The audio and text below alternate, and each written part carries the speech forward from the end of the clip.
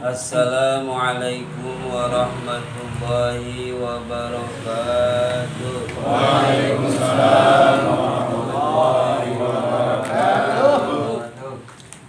Alhamdulillahi rabbil alamin. Wa bihi nasta'in wa ala umuri dunya waddin.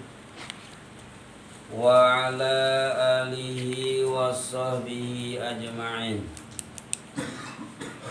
Allah Ta'ala fi ayatihil karim wa huwa asdaqul qailin. A'udzu billahi minasy syaithanir rajim. Bismillahirrahmanirrahim. Aqimus shalah. Al-ayah wa qala aidan. Aqimis shalah li dzikri. Al-ayah wa qala nabiyyu sallallahu alaihi wasallam. Sallu kama ra'aitumuni usolli. Al-hadis. Amma ba'du. Wala mu'allifu rahimakumullah wa nafa'ana bi'ulumihi fid dunya wal akhirati amin. Allahumma ansurna fa innaka khairun nasirin. Amin. Waftah lana fa innaka khairul fatihin. Amin. Waghfir lana fa innaka khairul ghafirin. Amin. Warhamna fa innaka khairur rahimin. Amin. Warzuqna fa innaka khairur raziqin. Amin. Wahfadna fa innaka khairul hafidin. Amin. Birahmatika ya arhamar rahimin. Pertama-tama marilah kita panjatkan puja dan puji syukur atas kehadirat ilahi Rabbi, yakni Allah subhanahu wa ta'ala, yang mana Allah telah memberikan beribu-ribu nikmat terhadap kita sekalian, terutama nikmat sehat walafiat, panjang umur, dan yang paling besar yaitu nikmat iman dan Islam. Salawat beserta salam marilah kita curah limpahkan kepada baginda alam, yakni Habibina wa Syafi'ina wa Maulana Muhammad sallallahu alaihi wasallam beserta keluarganya, para sahabatnya, dan para tabi'in atba' tabi'innya. Dan mudah-mudahan kita semua diaku sebagai umatnya nanti di yaumil qiyamah. Amin.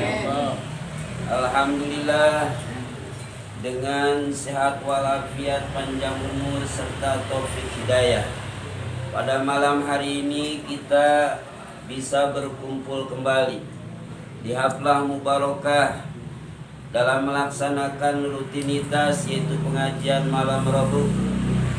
Mudah-mudahan kita semua diberikan ilmu yang manfaat. Amin. Terlebih dahulu, sebelum kita mulai, yang saya hormati Sahibul Bait Bapak Haji Ngkos, yang mudah-mudahan diberikan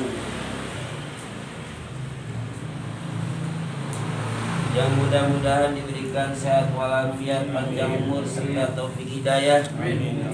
Dan tak lupa pula yang saya hormati para jamaah sekalian, baik itu para bapak-bapak dan para pemuda, wabil khusus para guru-guru kita, yakni Al-Ustadz Haji Jaman Huri dan Al-Ustadz Daud, dan seluruhnya yang tidak saya bisa sebutkan satu persatu. Insyaallah tidak mengurangi rasa hormat saya yang saya hormati, dan mudah-mudahan dimuliakan oleh Allah Subhanahu wa ta'ala. Amin ya Allah. Hadirin yang saya hormati dan mudah-mudahan dimuliakan oleh Allah Subhanahu wa ta'ala.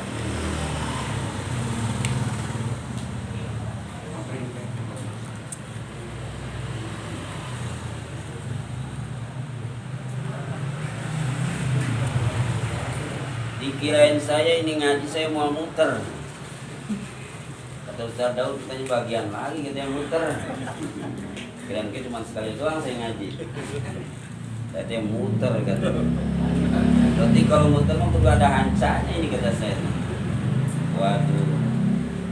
Tapi sebelum kita teruskan anca kita yang bulan kemarin, sebelumnya kita targhib dulu Imam Al-Faqih di dalam kitab Tanbihul Ghafilin. Beliau pernah berkata, manintaha ilal alimi wa jalasa ma'hu wala yaqdiru ala ayyah fadol ilma falahu sabu karomatin. Kata Imam Al-Faqih, manintaha, siapa orang yang datang, seperti kita nih datang ke rumah Pak Jingkos, datangnya ilal alimi, ke orang alim. Udah pasti di sini ada orang alim sebab pengajian. Siapa orang yang datang ke alim, orang datang ke kiai, ke ustad, wajala samahu, duduk sama alim, jangan berdiri wae, duduk sama alim seperti kita ini duduk. Wala yaqdiru ala ayyah fadho, duduk mah duduk di pengajian, cuma dirinya layak diro ala yahfadol ilma, tidak bisa memelihara ilmu. Maksudnya bagaimana nggak bisa memelihara ilmu? Ngaji mah ngaji tapi nggak bisa nangkep ilmu. Keluar masuk keluar kuping kanan, keluar kuping kiri, masuk kuping kanan, keluar kuping kiri. Jadi ilmu Allah itu sulit nempelnya di hati manusia. Malah licinnya kayaknya lebih kayak belut kayaknya. Licin ilmu Allah mah. Kenapa licin ilmu Allah nggak bisa nempel di hati manusia? Sebab ilmu Allah itu nur. Al ilmu nurullah. Ilmu itu cahaya Allah. Jangankan kita, Imam Syafi'i pernah mengadu ke gurunya Imam Waqi'. Kata Imam Syafi'i, saya mengaji pagi sore lupa, ngapal pagi sore lupa, ngapal sore pagi lupa. Segitu kelas Imam Syafi'i, apalagi kita ya. Itu sekelas Imam Syafi'i mengadu ke Imam Waqi', gurunya seperti itu. Apa jawab Imam Waqi'? Kata Imam Waqi', al ilmu nurullah wa nurullah la yuhdali asi. Kata Imam Waqi', ilmu itu cahaya Allah. Cahaya Allah mual diberikan terhadap orang yang tukang maksiat. Jadi kalau di diri kita banyak maksiat, ilmu Allah itu susah nempelnya. Ya. Jadi susah ilmu itu nempel. Bahkan kata Imam Ghazali mah, ilmu itu ibarat air. Hati kita ibarat tempatnya. Itu air kata Imam Ghazali bisa diam kudu di tempat yang rendah. Mual ada air yang di tempat yang tinggi, pasti di tempat yang rendah. Begitu juga kalau hati kita masih tinggi saja, takabur, sombong, ilmu mual nempel. Tapi kalau kita rendah, insya Allah ilmu Allah bakal nempel. Itu proses ilmu Allah itu seperti itu, nempel di diri manusia. Nah ini kata Imam Al-Faqih, kita datang ke alim, duduk dengan orang alim, tapi kita tidak bisa menjaga ilmu yang disampaikan oleh orang alim. Tapi tetap kata Imam Al-Faqih, jangan merasa sedih kita ngaji nggak dapat apa-apa. Pas ditanya nanti sama istri kita, tadi ngaji dapat apa? Dapat semangka doang katanya. Akhirnya dapat ilmu katanya. Lumayan dapat semangka deh. Ya, sama kacang. Tapi tetap kata Imam Al-Faqih, falap usapu karomatin, kita bakal dikasih 7 kemuliaan. Amin. Walaupun ngajinya cuma nyerande doang, begini doang, ya. Ilmu gak nempel-nempel, tapi tetap kita bakal dikasih tujuh kemuliaan. Apalagi kalau kita ngaji dapat malah. Masya Allah, ini orang yang gak bisa nangkep ilmu, tetap kata Imam Al-Faqih bakal dikasih tujuh kemuliaan. Yang pertama apa? Awaluha yanalu fadlal muta'alimin. Yang pertama, bakal dikasih keutamaan orang yang belajar. Bagaimana sih keutamaan orang yang belajar ilmu? Banyak hadis-hadis Rasul menjelaskan tentang keutamaan orang yang ngaji. Bahkan kata Kanjeng Rasul, siapa? Kata Kanjeng Rasul, duduk kamu 1 jam di majlis ilmu. Duduknya nggak megang pulpen, nggak megang buku. Berarti kalau nggak megang buku, nggak megang pulpen, nggak nulis, nyerande doang. Ngajinya cuma begini doang. Coba jangan usut tuh yang kayak nggak inget. Yang mau dibangunin lagi. Tutupnya gerasinya.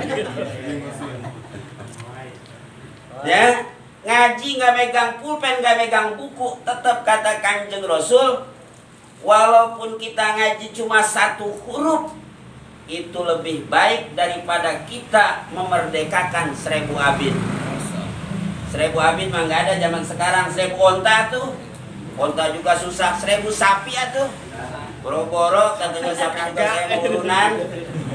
Ya boro-boro 1 gambarnya tuh lah. Lumayan gambarnya kayak. Itu sama saja kita menyedekahkan 1000 sapi, 1000 onta. Masya Allah, 1 jam nggak nulis, ya cuma ngedengerin doang 1 huruf, itu lebih baik daripada kita menyedekahkan 1000 onta. Masya Allah, itu fadilahnya orang yang belajar. Maka kudu mau belajar teh begitu. Cuma sayang ganjaran ngaji mah nggak kelihatan. Kalau kelihatan mah ini orang mau ada yang putar-putar motor berhenti. Wah, ngajian katanya. Itu yang di counter kayaknya tutup. Ngaji tuh. Ya. Nggak kelihatan ganjaran ngaji mah. Kalau kelihatan ganjaran ngaji nih, balik dari sini bawa sekarung. Ya, kayaknya semua pada ngaji. Wah, ada yang ngedunia ketika ngedengar ngaji pasti ngaji. Berhubung nggak kelihatan. Tapi ternyata sekarang nggak kelihatan kita di dunia, tapi insya Allah nanti ke akhirat bakal ketemu ganjaran kita yang suka taklim di dunia. Itu yang pertama, bakal dikasih kemuliaan belajar. Yang kedua kata Imam Al-Faqih, mada majalisan indahu kana mahbusan anil dunubi wal khotoya. Nomor yang kedua, selagi dia duduk dengan alim, maka dirinya akan dipelihara dari dosa dan kesalahan. Jadi selagi kita duduk di majlis talim ini, kita bakal dipelihara dari dosa. Mual bakalan kita lagi di sini ngetik slot segala mual. Ya dosa apa nih tamboran? Kalau sampai nggak dosa. Mual bakalan kita ya ngetik apa jahe mual, apa jahe katanya, mual pokoknya mah dipelihara dari dosa kita. Kadang-kadang kita lagi gini katanya, pengajian nih katanya. Ingat pokoknya, nah itu dipelihara dari dosa. Kalau kita mau datang ke majlis talim, duduk dengan orang alim yang kedua. Nomor yang ketiga, idza kharaja min manzilihi tanzilur rahmah. Tanzilu alaihi rahmah. Nomor yang ketiga, bila mana kita keluar dari rumah untuk menuju majlis taklim, untuk menuju ke rumah kiai mau ngaji, maka akan turun rahmat terhadap kita. Masya Allah. Ya, datangnya apa, kita keluarnya dari rumah kita mau ke rumah Pak Jingkos, ini turun rahmat Allah. Kalau kita niatnya mau ngaji, mau belajar, tapi jangan ada tujuan apa-apa. Nomor yang keempat, ija jalasa indahu patangzilu alaihimur rahmah fayusibuhu bi barakatihim. Nomor yang keempat kata Imam Al-Faqih, selagi kita duduk, apabila mana kita duduk dengan orang alim, maka akan turun rahmat Allah dan akan dibanjiri dengan keberkahannya. Amin. Ya Allah, mudah-mudahan kita meminta ke Allah Subhanahu wa Ta'ala pada malam hari ini, mudah-mudahan kita diturunkan rahmat Allah. Amin. Dan semuanya mudah-mudahan kita diberikan keberkahan Allah Subhanahu wa Ta'ala. Itu selagi kita ada di majlis taklim, maka turun rahmat Allah dan akan dibanjiri dengan keberkahan. Amin. Ya Allah, sedangkan rahmat Allah itu susah, tapi ternyata orang yang ngaji mah gampang. Duduk di majlis taklim doang turun rahmat. Sedangkan manusia nanti di akhirat selamatnya itu bukan karena amal, tapi dengan rahmat Allah. Ngandelin amal kita mah jauh, ngandelin sholat kita jauh. Kita mah apalagi sholat kadang enggak. Emang sholat terus apa? Kadang sholat kadang enggak terus-terusan sholat. Jadi kita amal itu ya, kalau kita ngandalkan amal mah jauh, tapi kita selamatnya nanti di akhirat yaitu dengan rahmat Allah. Di dalam kitab Nasoliban, Imam Ghazali, terkenal Imam Ghazali, kalau seperti pangkat kita mah udah di atas profesor dia mah. Imam Ghazali mah seluruh pan ilmu dia menguasai. Dari pan fikih, pan tafsir, pan hadis, pan tauhid, sampai balaghah, sampai ilmu falak, dan sampai ke ilmu hikmah, pokoknya dia menguasai. Itu Imam Ghazali, pintarnya Imam Ghazali.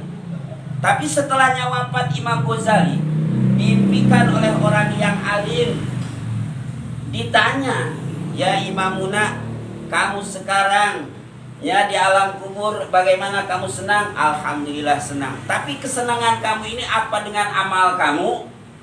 Kata Imam Ghazali, "Bukan karena amal saya." "Karena apa?" "Karena rahmat Allah." Dari mana itu Imam Ghazali dapat rahmat tersebut? Ketika Imam Ghazali ngarang kitab, ya kalau ngarang kitab itu Imam Ghazali pakai mangsinya nyocol, cocol tulis, mangsi cocol deh. Pas lagi ngarang ada laler datang kehausan, nyari air, menurut Imam Ghazali nggak ada juga mangsi, dikasihkan mangsi ke laler. Itu lagi ngarang Imam Ghazali berhenti dulu nungguin laler minum mangsi Imam Ghazali. Masya Allah, dengan sebab itu Imam Ghazali ngasih ke laler, sedang kehausan ngasih mangsinya. Gara-gara itu Imam Ghazali dapat rahmat Allah. Makanya kalau ada laler nih masuk ke air kita udah biarin. Ya, jangan main keprak wae. Ya, kadang kita melalar tahu mau masuk ke air, tahu nggak main keprak wae. Kucing tahu mau makan ikan kita, tahu mau main kebah wae kita mah. Atau kasih pala kata kucing deh. Pokoknya mah mau dikasih pala, mau kasih daging, pokoknya ngeong ya dah mah. Ya kasih, bukan manusia doang, hewan juga wajib kita kasih. Nah itu Imam Ghazali dapat rahmat Allah karena dirinya menolong laler sedang kehausan. Apalagi kalau kita ngopi ada laler, nah itu jangan kita gebah, yarin suruh minum kopi dulu. Apalagi kopinya panas mah pasti mati. Kata kita rasain lo katanya. Tapi ingat, itu ada sejarahnya laler. Kata Kanjeng Rasul, kalau laler masuk ke air minum, itu laler dua jangjangnya, satu membawa penyakit, yang kedua membawa penawar penyakit. Maka kalau laler masuk ke air kita, kalau langsung kita ambil buang, itu berarti membawa penyakit. Jangan diminum itu air. Bagaimana supaya ditawar penyakitnya? Kalau laler masuk ke air, celupkan. Nah itu kalau dicelupkan namanya menawar penyakit. Udah celupkan baru buang. Nah itu nanti air mulai ada penyakitnya. Jadi ternyata laler membawa penyakit dan membawa penawar penyakit. Itu laler, ada sejarahnya di zaman Kanjeng Rasul. Kita kembali lagi bahwa yang keempat, kemuliaan orang yang belajar Ya, keorangan kemuliaan orang yang ngaji itu ketika dirinya duduk dengan alim maka akan diturunkan rahmat Allah dan akan dibanjiri dengan keberkahan. Nomor yang kelima, madama mustami'an yuktabu lahul hasanah. Kata Imam Al-Faqih nomor yang kelima, selagi kita mendengarkan. Jadi kalau ada yang ngaji itu kita mendengar. Selagi kita mendengarkan ilmu Allah, selagi kita mendengarkan ilmu agama, maka akan dituliskan kebaikan terhadap kita. Amin. Itu yang kelima. Nomor yang keenam, tahifu alaihimul malaika ajniyah bi ajnihatiha wasoro ridon wa huwa fihim. Nomor yang keenam, itu malaikat bakal mengelilingi dengan jangjangnya. Jadi ketika kita kumpul dengan orang alim seperti ini di pengajian, karang doirnya ini dikelilingi dengan tembok sama pagar. Tapi hakikatnya kita ini sekarang lagi dikelilingi oleh jangjang malaikat. Amin. Karena apa itu malaikat sampai mengelilingi jangjangnya orang yang sedang menuntut ilmu, sedang orang yang kumpul-kumpul dengan alim? Karena ridho malaikat terhadap orang yang nuntut ilmu, yang ngaji. Masya Allah, malaikat aja ridho. Masa sih tetangga nggak ridho ada yang ngaji? Amit. Malaikat aja ridhonya. Pokoknya kalau ada tetangga nggak ridho mah demo ya. Malaikat aja ridho orang pengajian. Nomor yang ketujuh, yang terakhir, kemuliaan bagi orang yang kumpul-kumpul dengan orang alim. Wasabiu kullu kodamin yarfa'uhu wa yadu'ahu yakunu kiparatan lidzunub. Nomor yang terakhir, setiap telapak kaki kita diangkatkan dan diinjakkan, diangkat. Nah itu setiap langkahnya jelasnya. Setiap langkah kaki kita akan menuju ke tempat alim, maka setiap langkahnya akan dijadikan kiparat dosa. Masya Allah, jadi kalau kita berangkat ke tempat alim, satu langkahnya bakal dijadikan kiparat dosa kita. Makanya pelan-pelan kalau pengajian, jangan lari, susah ngitungnya lari mah. Pelan-pelan supaya banyak jadi kiparat dosa kita. Ya, apalagi yang jauh mah.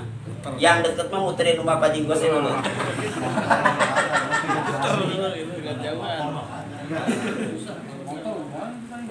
Waropian. Motor kita tenang ada hitungannya. Bagian. Nah, Simpen dulu ke kemah baru sini di jalan. sering ambil. Selain kiparat dosa, warob an lidarojati, bakal diangkatkan derajatnya. Amin. Setiap langkah kita bakal jadi naik derajat kita.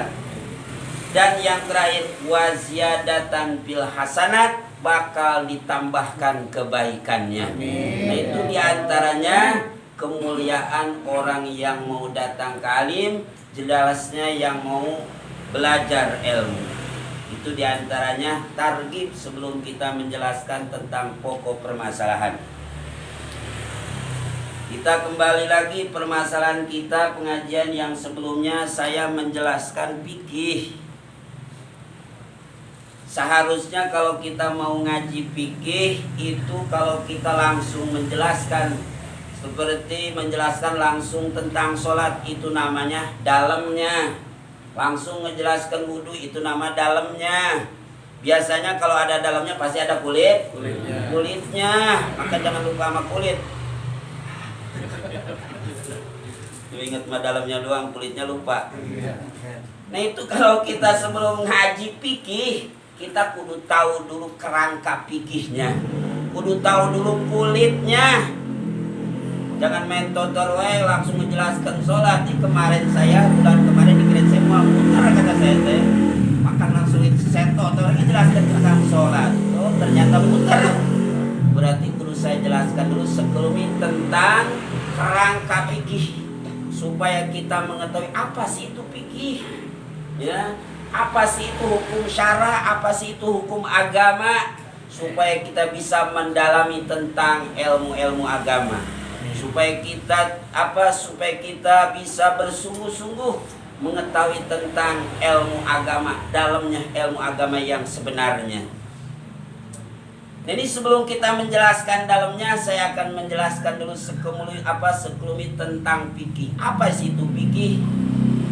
Fikih itu kata ulama ada menurut lugah, ada menurut istilah, ada menurut terminologi atau etimologi. Kalau lugah itu menurut bahasa kita, apa sih fikih menurut lugah? Al-fahmu, yaitu paham, ngerti. Nah itu kalau menurut bahasa kita, paham itu namanya fikih. 1 tambah 1 sama dengan 2, paham kita. Itu namanya kalau menurut bahasa namanya fikih. Cuma yang diharapkan di sini bukan fikih menurut lugah, tapi yang diharapkan di sini adalah fikih menurut istilah, fikih menurut agama. Apa itu fikih menurut istilah? Fikih menurut istilah al-ilmu bil ahkami syar'iyatil amaliyati al-muktasabu min adillatihat tafsiliyah. Fikih menurut istilah adalah suatu ilmu yang membahas tentang seputar hukum-hukum syara. Jadi fikih itu suatu ilmu yang membahas tentang seputar seputar hukum-hukum syara. Al-amaliyati yang dipraktekan. Sini. Ya kalau kita nggak tahu ini, ngaji fikih bisa acak-acakan. Yang dipraktekan al-muktasabu min adillatihat tafsiliyah, yang diambilnya fikih itu dari dalil-dalil yang terperinci. Ada yang diambilnya dari dalil-dalil global, itu namanya usul fikih. Kalau yang diambilnya dari dalil-dalil yang terperinci, itu namanya fikih. Kita kupas kembali bahwa fikih itu adalah suatu ilmu yang membahas tentang seputar hukum syara. Ada berapa sih hukum syara? Ada berapa sih hukum agama? Hukum syara itu ada 5. Wajib, sunnah, haram, makruh, mubah. Itu hukum syara semuanya juga jumlahnya ada 5. Mau kita ngaji kemana, mau keluar negeri pokoknya mah, hukum Mesir, ke Yaman, ke Maroko, tetap hukum syara memual lebih. Hukum syara itu ada 5. Wajib, sunnah, haram, makruh, mubah. Kalau ada orang yang melebihi hukum yang 5 tersebut, berarti belum paham, atau melebihi dari Kanjeng Rasul. Berarti hukum itu cuma ada 5, mual lebih daripada 5. Itu bagaimana katanya hukumnya maulid? Atau maulid mah bukan hukum. Katanya ada mengatakan maulid hukumnya bid'ah. Bid'ah mah bukan hukum. Bid'ah itu masih koma, masih dipertanyakan. Bid'ah itu istilah, perkara yang tidak ada di zaman Rasul itu namanya bid'ah. Istilahnya bid'ah. Perkara yang tidak ada di zaman Kanjeng Rasul itu namanya bid'ah. Ini mah jangan yang neraka orang bid'ah. Tuh repot bid'ah masuk ke neraka mah. Atau jangankan maulid, Quran aja bid'ah. Quran yang sekarang kita di Indonesia 30 juz itu bid'ah. Kenapa bid'ah? Sebab nggak ada di zaman Kanjeng Rasulnya. Di zaman Kanjeng Rasul mah Quran boro-boro harkat, titik juga nggak ada. Bener-bener gundul. Tapi kenapa sekarang make titik, make harkat? Atau jangankan gundul, kita sekarang Quran gondrong aja susah bacanya. Apalagi gundul barunya. Ngablak kayaknya gundul. Gondrong aja susah baca Quran. Apalagi kalau gundul barang. Makanya sama sahabat Utsman diantaranya Sayyidina Utsman dikasih titik, dikasih harkat, sampaikan diruntutkan itu Al-Quran. nya sampai 30 juz, rapih dari juz awal sampai ke juz 30. Asal muasalnya Quran itu enggak turunnya itu enggak langsung seperti juz pertama, juz enggak. Masya Allah, dengan berkahnya Sayyidina Utsman kita jadi gampang baca Quran. Coba kalau nggak diruntutkan Mas Sayyidina Utsman, sekarang udah ngeruntut kita baca Quran cuma Ramadan doang. Ya, kalau nggak Ramadan itu dimakan. Ada bayaran itu Mas. MTQ itu Mas. Apalagi Mas?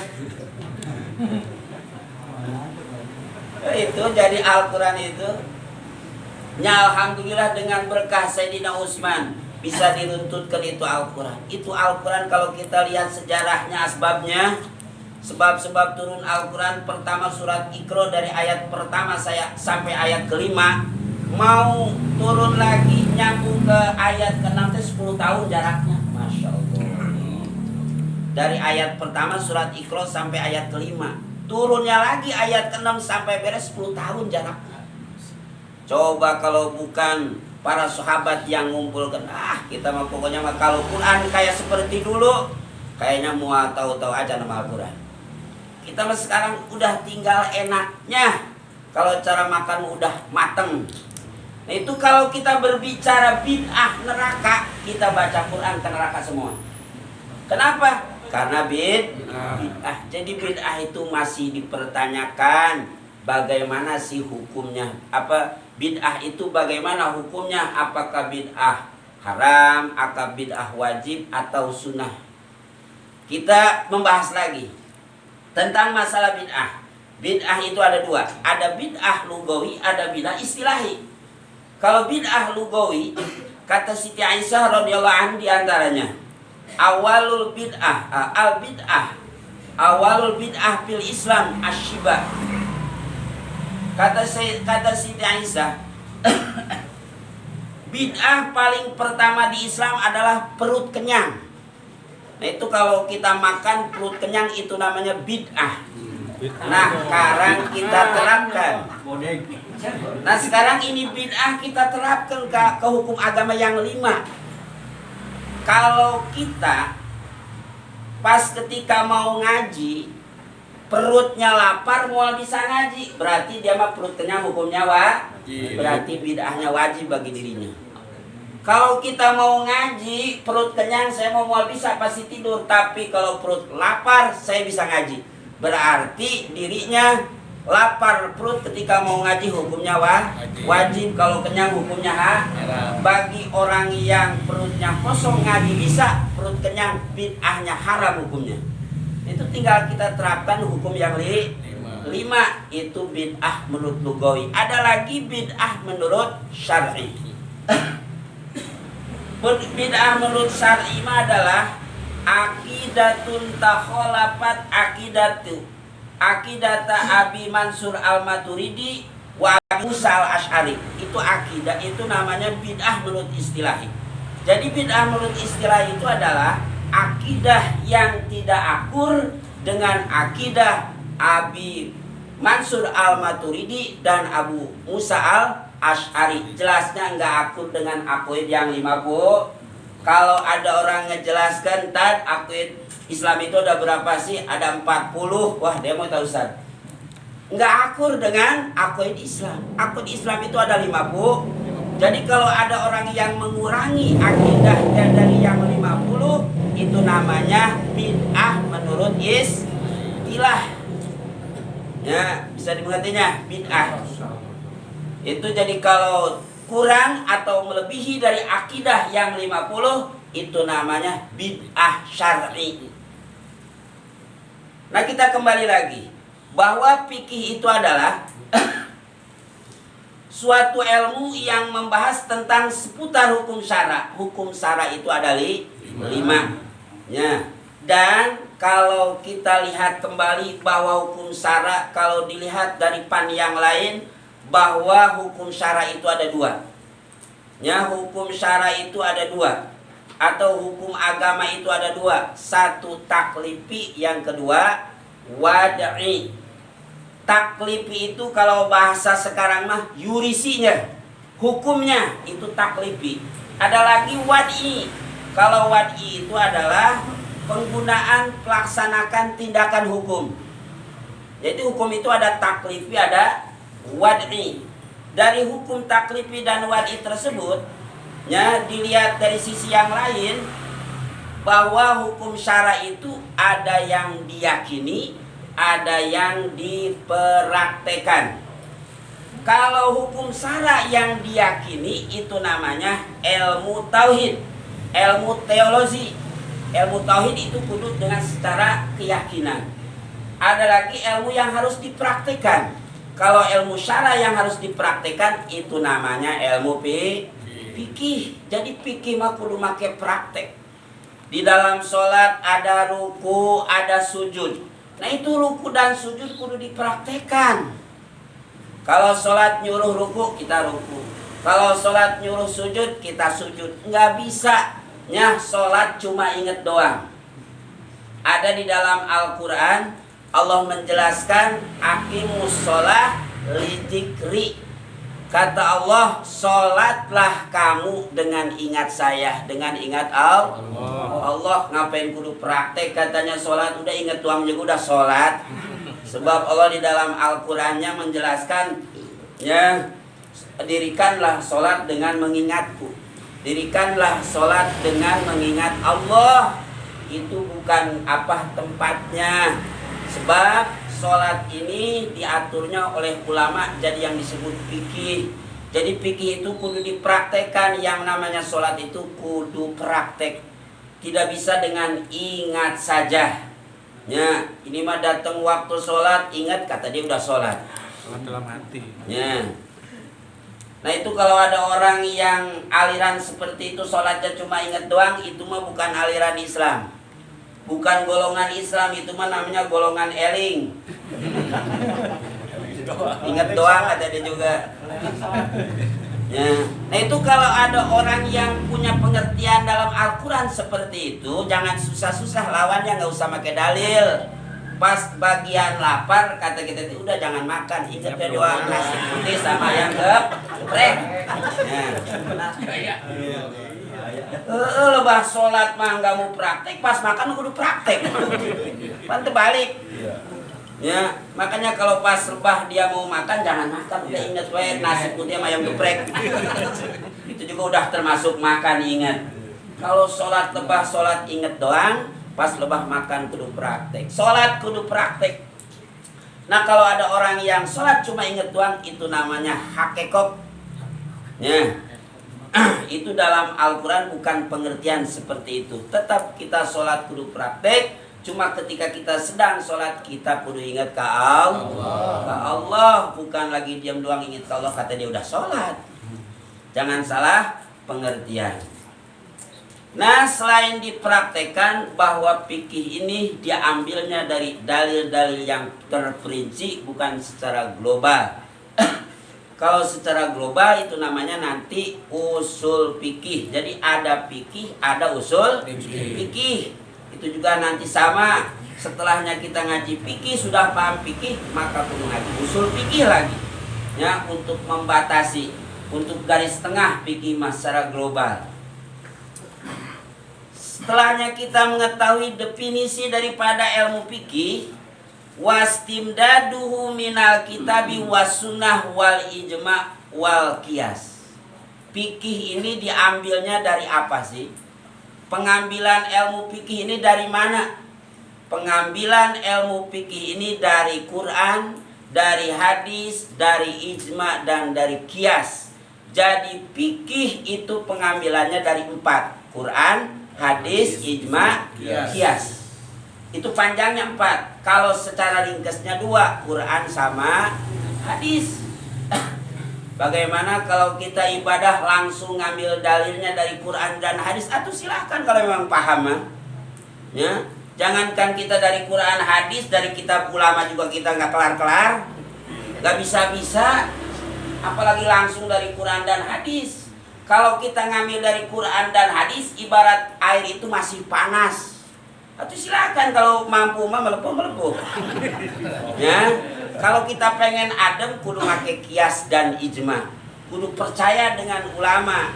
Jadi kalau kita ngaji tentang masalah ibadah lewat mujtahid ataupun lewat ilmu fikih dengan rangkuman-rangkuman para ulama-ulama terdahulu, diantaranya ulama tahun 300 ke sana, itu termasuk kalau makananmu udah mateng. Di ngaji kita paru wudu ada 5, syarat wudu ada 5. Itu yang begitu teh namanya udah mateng. Coba cari di Al-Quran. Sampai pala botak mau ketemu kita. Wah, di Al-Quran mau ada fardu wudu, mau ada syarat wudu, mau ada pembatalan wudu, mau. Ya. Jadi fikih ini pengambilannya tidak sembarangan, dari Quran, hadis, ijma, dan qiyas. Contoh di dalam Al-Quran, aqimus sholah, dirikanlah sholat. Itu Quran Allah cuma merintahkan begitu saja. Apakah ada tata cara ruku, tata cara sujud, tata cara kita tahiyat awal, tahiyat akhir, ada nggak di Quran? Nggak ada. Lantas adanya di mana tuh? Adanya di hadis-hadis Kanjeng Rasul. Kata Kanjeng Rasul, "Shollu kama ra'aitumuni usolli." Kata Kanjeng Rasul, "Salatlah ente sama seperti saya salat." Kata Kanjeng Rasul, "Salat kamu seperti saya salat." Berarti kita salat itu kudu nuturkan Kanjeng Rasul. Jadi yang sekarang kita sudah lakukan, salat dari dulu kita dari masih kecil sampai sekarang dewasa itu kita sholat, hakikatnya kita nuturkan sholatnya Kanjeng Rasul. Udah mateng itu, dari fikih namanya. Nah itu dari hadis-hadis Rasul dikumpulkanlah oleh para ulama, dari Quran, dari hadis dikumpulkan, namanya fikih. Itu namanya fikih yang begitu. Ya, supaya kita mengerti, oh fikih itu seperti itu. Jadi dari Al-Quran, dari hadis dikumpulkan oleh para ulama, maka jadinya fikih. Siapa yang pencetus pertama atau yang membukukan pertama tentang fikih? Imam Abu Hanifah. Ya, Imam Abu Hanifah, Imam ulama mujtahid mutlak. Imam Abu Hanifah yang paling pertama membukukan ilmu fikih. Ulama tahun 150 Hijriah wafatnya. Itu Imam Abu Hanifah pertama yang membukukan ilmu fikih. Bahkan kata Imam Syafi'i radhiyallahu an, "An-nasu iyalun li Abi Hanifah fil fikhi." Manusia itu mengikuti terhadap Imam Abu Hanifah dalam fikih. Kenapa? Karena beliaulah yang pertama menyusun ilmu fikih. Imam Maliki, Imam Syafi'i, Imam Ahmad Hambali semua mengikuti Imam Hanafi tentang masalah fikih. Sebab beliau yang pertama membukukan tentang ilmu fikih. Nah itu berarti setelahnya ulama mengumpulkan dalil Quran dan hadis jadi fikih, berarti kita kudu nuturkan ulama. Kata Rasul, ittabi'ul ulama, ikuti ulama kata Rasul. Jangan ikuti Google. Ini mah ada masalah pencet Google. Wah Google katanya. Ini mah kalau sakit nanyanya ke dokter, masa tentang agama nanya ke Google? Terbalik kita namanya. Ya, kita ketika sakit tanyanya ke dokter. Tentang agama malah malah ke Google, bukan ke kiai. Ya. Jangan, media mah ada salahnya, tapi ulama mah insya Allah kalau ulamanya lurus, ulamanya benar, insya Allah punya dalilnya. Tanya ke ulama. Kalau kita tidak paham tentang ilmu agama, jangan ke Google. Katanya Google bener. Kadang ada salahnya, namanya media. Lagi juga Google mah tidak bertanggung jawab nanti akhirnya. Yang kita inginkan itu kalau kita belajar itu bukan di dunia saja kita kumpul-kumpul, tapi guru kita bisa bertanggung jawab nanti di akhirat. Amin. Kalau memang benar itu gurunya nyambung sanadnya dengan Kanjeng Rasul, maka perlu hati-hati ngaji, jangan main aji-ajiin wae. Udah tanya, lu gurunya dari mana gitu. Ya. Itu takut baduy doang gurunya. Wahaya kayak sama rawayan kayak kita disatuinnya. Ya heran. Kudu nanya, guru itu sanadnya kudu nyambung ke Kanjeng Rasul. Insya Allah nanti di akhirat dirinya bakal bertanggung jawab, bukan di dunia saja. Sebab guru itu akan menyelamatkan bukan api dunia saja, api akhirat pun juga akan diselamatkan oleh guru. Amin. Kalau memang gurunya nyambung dengan Kanjeng Rasul. Apalagi kalau gurunya habaib. Wah, habaib udah nyambung dia turunannya. Kalau yang bukan habaib bukan masalah turunan, sanad ngajinya itu nyambung ke Kanjeng Rasul. Nah. Contohlah kiai yang nyambung sanadnya dengan Kanjeng Rasul yang diakui oleh ulama se-Jawa Barat supaya kita tahu. Mana diantaranya yang kalau kita suka haul di Gentur, itu Mama Satibi Al-Genturi, gurunya nyambung ke Kanjeng Rasul. Kalau kita ngeguru ke seseorang ternyata kita jujur guru kita nyambungnya ke Gentur, insya Allah itu sanadnya langsung nyambung ke Kanjeng Rasul. Itu perlu. Apalagi kita pesantrenkan anak, jangan sembarangan. Ya, itu kita tanya-tanya ini kiainya ngajinya di mana gitu. Itu jangan main ajin-ajin wah anak kita. Sebab kasihan nanti di akhiratnya. Gurunya nggak bertanggung jawab. Yang sangat kita pentingkan adalah di akhirat, bukan di dunia. Selain kita belajar di dunia, nanti di akhirat guru kita tampil lagi, selamatkan terhadap murid-muridnya. Kita kembali lagi terhadap persoalan kita, bahwa fikih itu diambilnya dari Quran, hadis, ijma dan qiyas. Jadi fikih itu dicari di Al-Quran. Kalau nggak ada di Al-Quran, dicari di fikih, di hadis. Di hadis nggak ada, dicari di ijma. Di ijma nggak ada, dicari di qiyas. Jadi diambil dari 4. Nah, itu contohnya seperti tadi. Jadi yang ngebukukan pertama ilmu fikih adalah Imam Abu Hanifah. Yang sekarang Imam Abu Hanifah itu termasuk mujtahid mutlak. Yang wajib harus kita ikuti dalam ibadah, diantaranya sholat, yaitu diantara yang 4 mujtahid mutlak, yaitu Imam Hanafi, Imam Maliki, Imam Syafi'i dan Imam Ahmad Hambali yang dari dulu tahun 300 yang ke sana. Alhamdulillah sekarang yang mudawankan, yang dibukukan ini yang 4 yang diakui. Asalnya mujtahid mutlak itu banyak, bukan yang 4, asalnya 17. Yang diakui yaitu 4. Nah sekarang 4, nanti di akhir zaman ada lagi. Mujtahid mutlak siapa? Imam Mahdi. Jadi nanti di akhir zaman mujtahid ada 5. Ditambah lagi dengan Imam Mahdi, dirinya mengakui sebagai mujtahid mutlak. Kalau sekarang namanya mutlak, kalau sekarang namanya bukan mujtahid mutlak dari tahun 300 ke sini mah. Kalau mujtahid mutlak mah 300 ke sana, tahun 300 Hijriah ke bawah. Kalau 300 tahun Hijriah ke atas itu udah bukan mujtahid mutlak lagi. Kalau ada sekarang orang ngaku mujtahid mutlak, itu mah mujtahid mutlak yang belum sholat subuh kesiangan. Nah, itu udah nggak ada lagi seperti orang yang ngaku-ngaku Rasul di zaman sekarang. Nomor yang terakhir, sekelumit tentang masalah kerangka fikih. Wa faidatuhu, apa sih kegunaannya kita ngaji fikih? Manfaatnya kita ngaji fikih. Jadi setelahnya kita mengetahui takrif ilmu fikih, definisi daripada ilmu fikih, setelahnya kita mengetahui pengambilan ilmu fikih, kita sekarang menjelaskan tentang apa sih kemanfaatan ngaji ilmu fikih.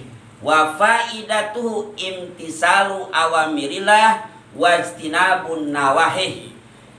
Jadi manfaat atau kegunaan kita ngaji fikih itu adalah imtisalu awamirillah, menjalankan, jadi supaya kita bisa menjalankan perintah-perintah Allah, wajtinabun nawahi, dan supaya kita bisa menjauhi larangan-larangan Allah. Cuma kita mual bisa menjalankan perintah Allah, mual bisa kita menjauhi larangan Allah, kalau kita tidak tahu perintah Allah dan larangan Allah. Gimana atuh kita mengetahui tentang perintah Allah dan larangan Allah? Nah ini diantaranya kita ngaji berarti kudu ngaji kalau kita pengen tahu tentang perintah Allah dan larangan Allah. Nah, itu kemanfaatan dan gunanya kita ngaji fikih supaya kita bisa menjalankan perintah Allah dan bisa menjauhi larangan Allah. Jelasnya supaya kita bisa menjalankan hukum-hukum Allah. Hukum Allah itu asalnya dari Al-Quran. Berhubung antara Al-Quran dengan diri Kanjeng Rasul itu tidak bisa dibedakan atau tidak bisa dipisahkan. Antara Quran dengan diri Kanjeng Rasul itu nggak bisa dipisahkan. Makanya kalau pengen tahu Quran berjalan adalah Kanjeng Rasul mah berjalan. 30 juz semuanya ada di diri Kanjeng. Itu antara Quran dengan Kanjeng Rasul itu tidak bisa dipisahkan. Maka apapun yang keluar dari diri Kanjeng Rasul, baik itu yang diperagakan ataupun yang diucapkan, itu namanya produk hukum. Jadi apa yang keluar dari Kanjeng Rasul itu namanya hukum. Jadi ingat, hukum itu asalnya dari Al-Quran. Berhubung antara Quran dengan Kanjeng Rasul tidak dipisahkan, maka apa yang keluar dari Kanjeng Rasul itu menjadi produk hukum. Contohnya tentang masalah hukum. Di suatu hari Kanjeng Rasul dikasih hidangan, dikasih nasi kebuli sama sayur sop sama itu apa? Mas sate apa mau? Dan sate habis ya. Kanjeng Rasul di suatu hari dikasih hidangan makanan. Makanan udah sampai di depan Kanjeng Rasul jeung para sahabat, datang waktu sholat. Allahu Akbar, Allahu Akbar. Kata sahabat As-Supah, kata sobat Supah, aduh, mana perut lapar. Makanan udah datang, udah hadir di depan, mana azan lagi. Nah, itu tahu Kanjeng Rasul tentang keberadaan umat. Kata Kanjeng Rasul, itu tenang kata Kanjeng Rasul, makan aja udah, nggak usah sholat dulu. Sebab kalau kamu langsung sholat, makan udah hadir, kamu sholat mau pasti kamu ingat sama sop Nah, udah sholat aja kata Rasul, makan aja dulu. Udah beres makan, nah baru kamu sholat. Itu namanya hukum. Katanya ada hadis yang lain bahwa yang paling utama sholat itu kudu awal waktu. Itu ada bagian-bagiannya hadis itu. Hukum Islam itu nggak kaku, hukum Islam itu nggak peka, nggak mesti kudu begitu aja hukum Islam teh. Rahmatan lil alamin namanya. Islam rahmatan lil alamin itu seperti ini. Jadi hukum Islam itu nggak peka, nggak kaku. Jadi dilihat apa keberadaan, dilihat sikon dan kondisinya hadis teh. Seperti Kanjeng Rasul makan dengan 3 jari. Atau dilihat makan 3 jari juga Rasul yang dimakannya apa? Korma. Rasul mah yang dimakannya atuh aja 3 jari pakai korma mahnya.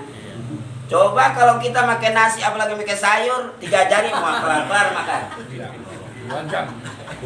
Ya. Itu ada tempat-tempatnya hadis teh. Enggak kaku Islam sebenarnya kalau kita menyelusuri tentang hadis apa dengan sebenarnya mah. Apalagi kita tahu urut hadisnya mah. Lantas bagaimana kalau Kanjeng Rasul makan korma pakai jeriji 5? Itu namanya serakah Kanjeng Rasul. Sebab kenapa? Pakai jeriji 3 juga bisa. Ngapain kudu 5? Kalau 5 berarti serakah Kanjeng Rasul. Nah, kita mah makannya pakai nasi, pakai sayur nggak apa-apa, 5 juga. Ya. Itu sebab makan Kanjeng Rasul mah korma. Kalau kita mah makannya nasi. Jadi nggak apa-apa. Dapat jeriji 5 juga. Ya, asal jangan bak-bak makannya. Ya, itu. Jadi Islam itu nggak kaku. Bahwa sholat yang paling utama itu kudu awal waktu. Coba kalau dokter tukang operasi, pas mau siap mau operasi, Allahu Akbar, tinggalkan itu mati pasien. Ya, itu nggak apa-apa kalau sekiranya ada kerepotan mah cuma kita ajam, ya Allah saya akan mengakhiri sholat akan di akhir waktu tapi mual keluar dari waktu sholat, nggak apa-apa. Ya, ngajam kita yang penting. Kalau nggak ngajam kita mati termasuk orang yang meninggalkan sholat. Tapi kalau kita udah ajam, insya Allah walaupun kita mati belum meninggalkan sholat, belum sholat, kita termasuk orang yang tidak meninggalkan sholat. Jadi kalau kita ada pegawaian yang harus dibereskan pada waktu itu juga, lebih baik kita bereskan dulu pekerjaan baru sebab kalau kita pekerjaan yang begitu sibuk, pas datang azan kita sholat, yang ada sholat, ayo ingat sama pekerjaan. Itu maksudnya mah. Itu Islam itu rahmatan lil alamin. Itu diantaranya bahwa kerangka fikih itu kita sebelum ngaji fikih kita perlu mengetahui tentang takrif fikih, tentang pengambilan ilmu fikih dan faidahnya kita ngaji fikih. Sebenarnya bahan kerangka fikih itu ada 10. Tapi yang ini 10 menit kita jelaskan cuma 3. Tapi mudah-mudahan walaupun yang saya jelaskan 3, kita jadi mengerti tentang masalah hukum fikih ataupun hukum syara. Insyaallah di lain waktu kesempatan nanti kita akan teruskan kembali pengajian kita tentang masalah fikihnya. Mungkin pengajian kita sampai di sini dulu. Walaupun sedikit, mudah-mudahan ada manfaatnya khusus bagi diri saya umumnya para hadirin sekalian. Kurang dan lebihnya saya mohon dibukakan pintu kemaafan yang seluas-luasnya dari saya. Wabillahi taufiq wal hidayah. Assalamualaikum warahmatullahi wabarakatuh.